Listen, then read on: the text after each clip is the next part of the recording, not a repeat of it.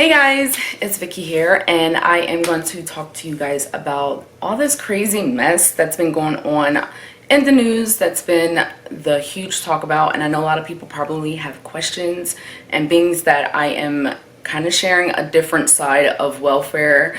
And also, this is my final video, and what I mean by that is that this video is also part of my final. I am going to talk to you guys a little bit about this, and this is part of my editorial, but it's also something that you guys know that I discuss on my channel a lot. I know everybody probably heard already that Trump administration has decided to set up some new rules for people that are receiving SNAP benefits. The new requirements states that if you are a recipient that has no dependents and you are an able body, that you should be able to do 20 hours a week at work, school. It's a great opportunity for people to utilize the welfare to work program. Unfortunately, the welfare to work program doesn't really enforce or encourage people to go back to school, or they don't even necessarily fund the work to welfare program in the way that they should. If you guys are not familiar with your history about it, I'm just gonna break it down to y'all. In 1996, Clinton actually signed a bill, which was the Welfare Reform Act. It was just to, get rid of some of the workload that so many people didn't really want to do. That's really what it was about. Actually, the welfare reform is costing taxpayers a lot more money. So the welfare reform program actually implements a system that says that they want you to go to work now.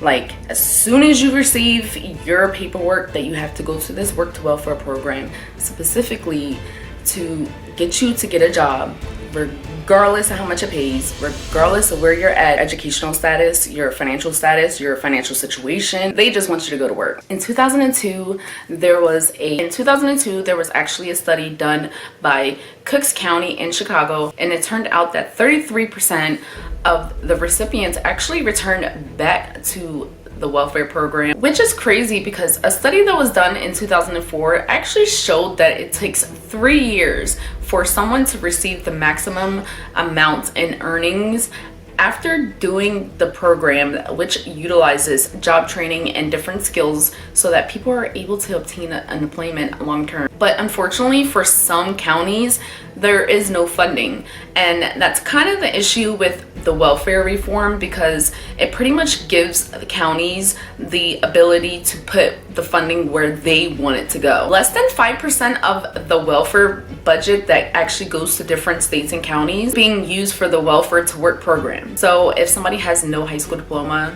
or no type of job skills, they're not going to be able to attain employment. And it's crazy because there are 27 people that are on welfare that have less than a high school diploma. And there's also 33% of people that are on welfare that only have a high school diploma. That should tell you that we need a huge amount of resources and funding towards education. And it doesn't necessarily mean a college degree. It can just be basic skills that people need in order to obtain a job and retain it. So how can we really help people on welfare, whether if it's SNAP or if it's TANF? Unbeknownst to a lot of people out there, welfare to work program isn't just solely the work first approach.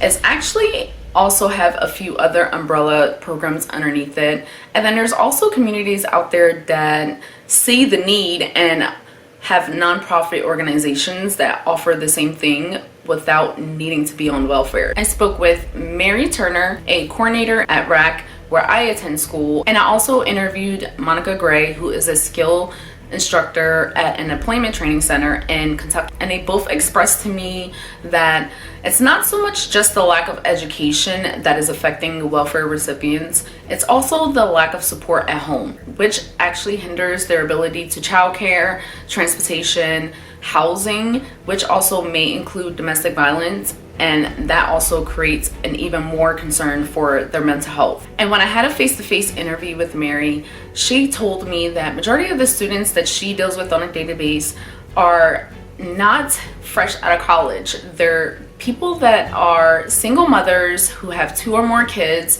and they're over the age of 25. And the main focus of the program was to assist students to be able to navigate college, especially if they're a first generational student, and also to be able to time manage, because a lot of them people that are in the program are working full-time jobs as well as juggling school and kids. And both women have expressed to me that they wish there was more awareness about these type of programs, whether if it's through a nonprofit organization or if it's simply through the welfare to work program. Even though the studies have shown that it takes about 3 years for people to be able to really maximize the amount of income that they can receive when they utilize the program to their fullest ability, if the funding is available for them to learn different skills and also have training for a job that they specifically want to go for. There is a time limit on how long you can receive welfare benefits, whether if it's SNAP or TANF. And with TANF, you're only allowed to receive benefits for up to 2 years. And if you're on SNAP, you only are allowed to receive benefits up to 5 years. Mary kind of reassured me that after I'm done with my classes and I graduate in 2020, services do not stop. And as long as you're continuing your education, they will work with you as well as try to get welfare to work with you with your benefits. Regardless the allotted time that was given to you, there is leeway to where you're able to continue your education while you're receiving benefits. You would be surprised though that the KEYS program offers a variety of services that include childcare, transportation, clothing allowance for like interviews or scrubs for nursing students, and book allowances too if you're taking college credit classes.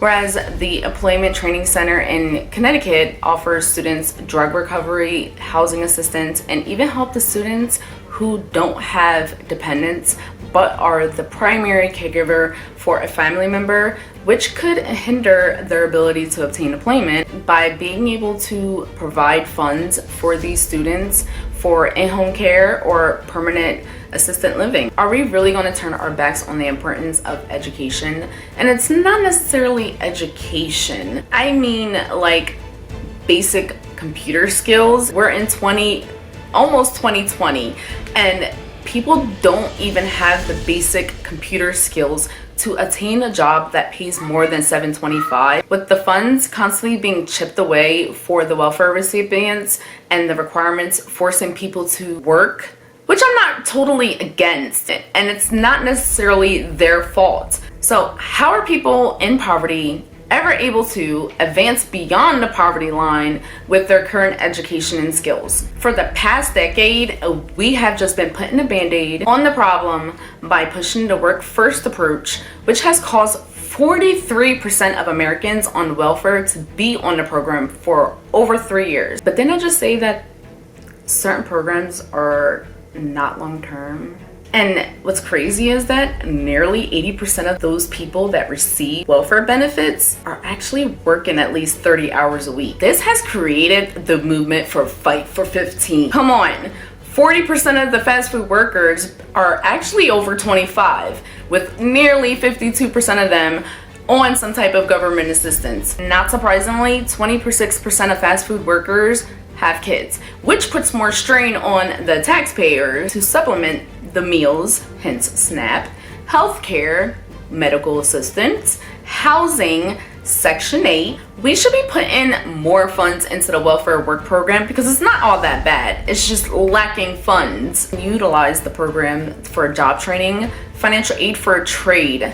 So not everybody wants to be a doctor or a nurse or communications. You know, some people wouldn't mind becoming mechanics, electricians, construction workers, but those kind of jobs require you to pay out of pocket in order to get certified. Well, you have to do your classes and then you get certified, but the test is not cheap either.